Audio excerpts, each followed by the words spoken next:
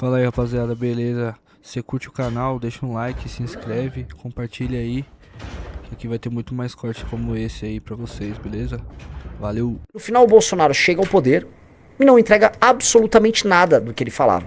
Nenhuma das coisas intensas que o Bolsonaro falava ao longo da campanha dele aconteceram no seu governo.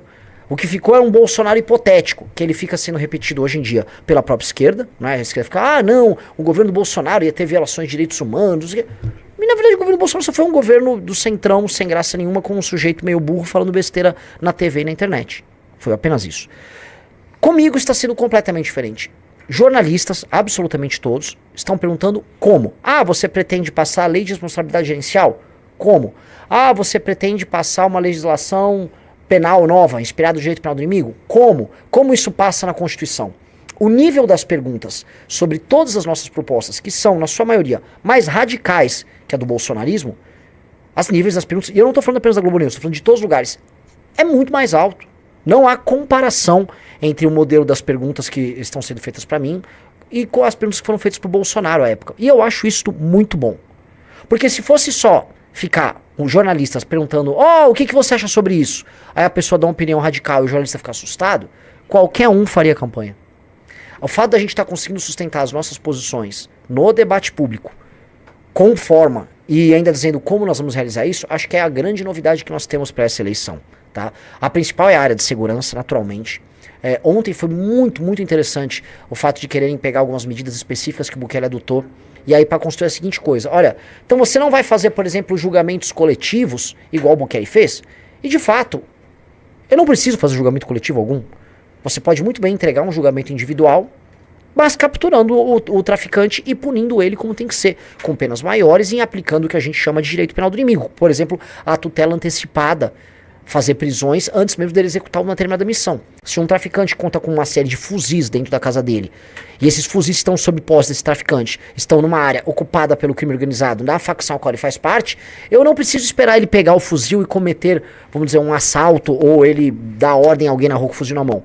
Basta apenas a existência do fuzil na casa do traficante, e o fato do traficante estar ocupando aquela área, e aquela área culpada por ele, ter ele na estrutura do crime organizado, para nós podemos entender que sim, ele precisa ser preso, a tutela precisa ser antecipada. Essa é a ideia do direito penal do inimigo.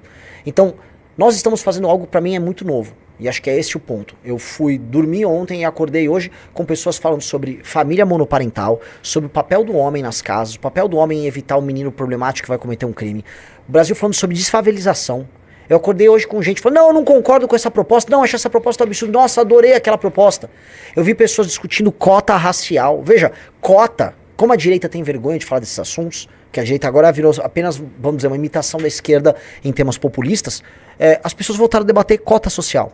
Porque o meu argumento é assim, eu nem falei que eu sou a favor da cota social, que é um daqueles desculpas que a direita, inclusive a direita do MBL usa. Não, sou contra a cota racial, mas social. Não, o nosso programa não tem nenhuma das duas.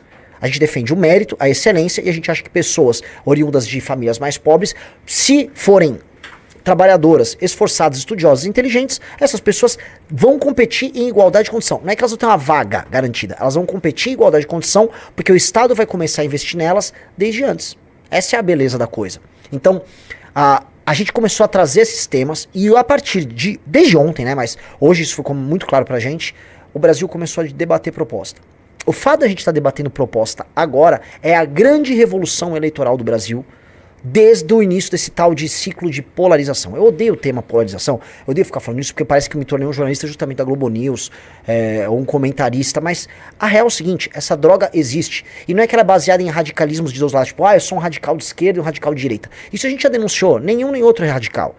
O problema é que há esse problema de imaginação, esse problema de preguiça em construção de propostas, e nós começamos a construir propostas em série, e elas estão se acelerando, de tal modo que as pessoas agora estão começando a imaginar um país diferente. Aí eu parabenizo todo mundo que participou do time do Livro Amarelo, todo mundo que participou da elaboração das propostas, todo mundo que começou a discutir, foram anos fazendo essas discussões. O Ricardo tá aqui com a gente. A primeira pessoa que começou a falar, olha meu amigo, fale do direito penal do inimigo, foi o Ricardo. Mas é verdade, meu amigo. Mas é verdade, o Ricardo tá aqui assistindo. Tudo bem. Fala assim. E a real é que foi o Ricardo que trouxe. O Ricardo, se não me engano, a monografia de conclusão de curso dele foi sobre o direito penal do inimigo. Né? Então, é um espaço colaborativo de discussões. Eu me lembro de uma live que eu fiz com o Ricardo, ano passado, falando sobre, vamos dizer, a base do que veio a ser a lei de responsabilidade gerencial. Isso mesmo meio que surge numa discussão, num debate. Isso vira um estudo tocado pelo Luiz Venosa, depois se torna proposta, aí vem o João, participa, qualifica. Quando viu, a gente tem a proposta mais interessante de reforma política que nós temos no Brasil. Este é o time. Nós, focando em ter pessoas talentosas, construímos uma proposta melhor. Essa proposta tá aqui. E aí eu queria que vocês comparassem uma coisa. Ontem, né, quem assistiu agora a sabatina do Romeu Zema percebeu que foi uma sabatina absolutamente sem graça. A Sadia e a Natuza nem apertaram ele. E não é que elas não apertaram porque elas quiseram ser meio que bananas com ele. É que nem tem muito o que apertar. Aquela laranja não tem suco. Não tem muito o que fazer ali. Não tem nada. São apenas opiniões meio ocas que ele tem sobre todos os temas, decoradas com um marqueteiro que não despertam paixões, nem ódio, nem amor da parte de ninguém. Nem elas despertaram. Comigo elas despertaram suas paixões mais profundas. Em geral foram do lado mais negativo. Mas foi muito bom. E lá, se você acompanhar hoje, elas não estavam com calhamaços. Elas não ficaram, vamos dizer, por horas lendo um gigantesco programa do Partido Novo, porque nada há do Partido Novo. Há ali um PDF que eles protocolaram. Conosco, há um livro. A versão menor tem mais de 400 páginas. Esse aqui tem quantas páginas? A versão de luxo. 350 páginas de proposta. Cara, isso aqui é único. E aí a Rede Globo, eu vou comentar um bastidor ontem lá, quando eu fui fazer antes da sabatina, eu visitei os estúdios ali do Jardim Botânico, e ali visitando os estúdios, eu vi a equipe do G1 e eles estudaram o Livro Amarelo. Então nós chegamos num ponto em que um partido que está indo para sua primeira eleição com apenas 8 meses de idade, ele faz o que a maior emissora do Brasil, e a Globo fez, eu estou elogiando a Rede Globo, estudasse o programa. Pela primeira vez, em muitos anos, eu não me lembro disso em nenhuma das eleições que eu assisti, estavam estudando um programa. Um programa que não é que assim, foi criado por um marqueteiro, porque proposta de governo é criada por um marqueteiro, nada disso. Um programa de governo que está sendo vendido em livro, e aí eu queria fazer o primeiro grande anúncio aqui, tá? Que em encomendas, falta uma série que serão ainda pagas, em encomendas de livros amarelos, já ultrapassamos R$1 milhão, tá? Ou seja, tem alguns que a pessoa vai pagar em boleto, mas em encomendas já temos mais de R$1 milhão vendidos. Falta ainda terminar o pagamento, boa parte, mais de 70%, coisa de 70% disso já foi pago, ou seja, as vendas já estão sendo enviadas, mas em encomendas o número ultrapassou R$1 milhão, tá? E eu posso falar que é uma coisa que eu disse lá no G4, na sabatina com o time do Thales Gomes, do antagonista, que nós financiamos a montagem do nosso partido vendendo livros, e nós estamos agora financiando em grande parte a nossa pré-campanha com livros. Isso num país em que as pessoas não leem. Eu acho que isso é único, isso é meritório, e isso é para deixar nosso time todo muito, muito orgulhoso. Eu recomendo para vocês, por favor, comprem a versão final do Livro Amarelo, tá? Comprem a versão final do Livro Amarelo. Lembrando, mas é aquelas que eu comprei, devo ter aqui, os 6 fascículos. Aquilo foram os fascículos de estudo do Livro Amarelo. A coisa que foi um prazer para mim, muito interessante, de fato, a Natuza Neri, ela comprou 2 dos 6 fascículos e ela estudou antes de fazer a entrevista. E eu tô falando, vejam só, isto só está acontecendo conosco, que isso é uma coisa muito nova. Quando no nosso congresso oficial, no sábado, nós lançamos, né, o Livro Amarelo oficial. E qual a diferença do Livro Amarelo? Isso aqui é a consolidação de propostas. Isso aqui é basicamente um grupo de propostas. Ali foram os estudos. E ele é amarelo, para ficar bem claro. O Livro Amarelo, ele é amarelo, ele é autoexplicativo. Os outros tinham a capa branca justamente para poder explicar isso, né, que há uma diferença, que um é a construção e outro é o produto pronto. Mas ela foi, o Pirajá entregou para 2 jornalistas da Globo News o livro. Isso foi levado para o Rio de Janeiro e de sábado, não, desculpa, e de segunda-feira a quarta-feira a Natuza pega a versão final do livro e estuda, formula suas perguntas, e foram perguntas que ela aprofundou. Um dos detalhes eu vou comentar hoje foi a questão do feminicídio, ou seja, elas prepararam num bloco de perguntas bem interessante que elas fizeram, tentando me colocar como uma espécie de machista, misógino, que odeia mulheres, etc. Foi um bloco de falsa acusação de estupro, a papo alfa falando, eu sou machista, fez um blocão montado. Ali, no meio das perguntas, elas falaram, por que você não tem descrito dentro do Livro Amarelo políticas específicas sobre feminicídio? Tudo muito bem construído, ou seja, elas tiveram que ler, tá? Eu acho que isso faz com que o debate público no Brasil melhore muito. E assim, eu não quero parecer novamente um daqueles caras, sei lá, é papo de jornalista, tipo, o debate público precisa melhorar. Mas assim, o debate conosco é de outro nível. A cobrança com a gente é muito maior. Basta comparar hoje o Romeu Zema, como foi com ele, E ontem como foi comigo. E eu acho que tem que ser assim comigo sim. E terá que ser assim sempre com os nossos candidatos. A régua ficou mais alta.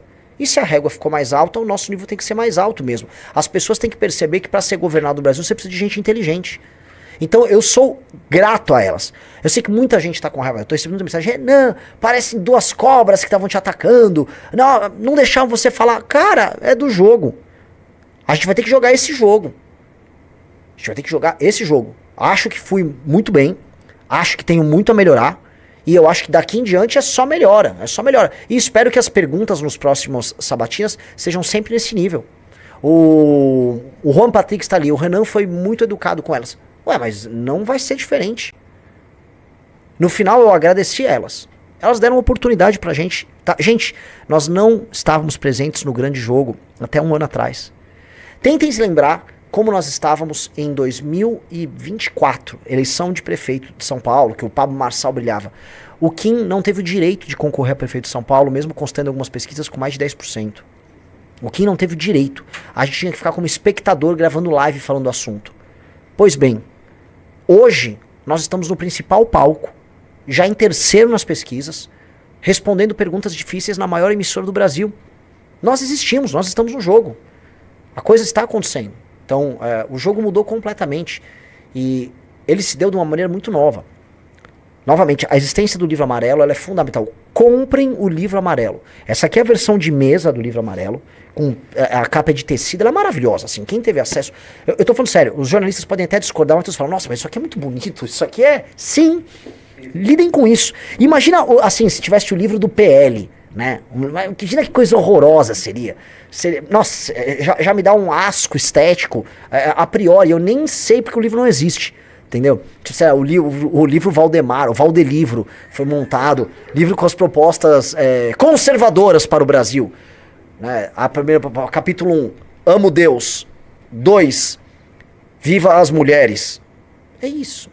É um negócio vazio de tudo. Só falar um negócio aqui, notícia boa, parece que nós já estamos com o dobro de pessoas nos assistindo do que a sabatina do Romeu Zema. Confere, senhor Rafael Almeida Rizzo. Quase o triplo. Quase o triplo. Tem quantas pessoas ao vivo? No YouTube temos 17.200, no Instagram temos mais 1.100 e no TikTok mais 1.500. Inclusive mandar um salve pro pessoal do TikTok. Pessoal do TikTok, likezão no TikTok, aí coraçãozinho no TikTok, mandem seus presentinhos no TikTok. Pessoal do Instagram, like. É pra ficar parado? Tem muitas coisas, tem muito meme idiota, né? Também tem o... Ok, faz de novo. Não, só que vamos pra baixo assim, ó. Hã? Ah,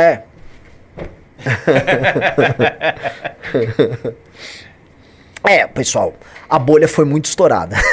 A bolha foi completamente estourada. Né? Isso é uma notícia muito interessante. Alguns pontos que eu acho que nós precisamos trazer. Falei agora do livro amarelo, tá? Segunda coisa, cara, Flávio Bolsonaro. Há um comentário geral de que, de fato, ele não vai participar dos debates, tá? Houve o debate da última... há o debate do dia 23, que está confirmado na Rede Bandeirantes de televisão, e que nem Lula nem Flávio estão confirmados. É muito feio. O Lula, vamos colocar aqui, o Lula está em primeiro, ele tem um governo a defender, e o fato dele não ir denota fraqueza não só na defesa do próprio governo, mas uma fraqueza na ausência de propostas. O Lula não tem nada a propor. Agora, se há alguém que tem uma justificativa tática para isso, seria ele. Do tipo, tô em primeiro, vou tentar segurar minha onda aqui. O Flávio não tá nessa posição. Definitivamente não tá. A escolha do vice dele foi uma demonstração de fraqueza. A campanha dele tá fraca. Quando eu fui com ele no antagonista, eu tive na internet mais do que o dobro da audiência do Flávio Bolsonaro. Do Zema e do Caiado, com todo o respeito que eu tenho aí aos governadores, foi algumas vezes mais, né? Comparando a sabatina da Globo News, eu tive quase 8 vezes mais audiência na Globo News do que o senhor Romeu Zema. Isso é uma diferença gritante.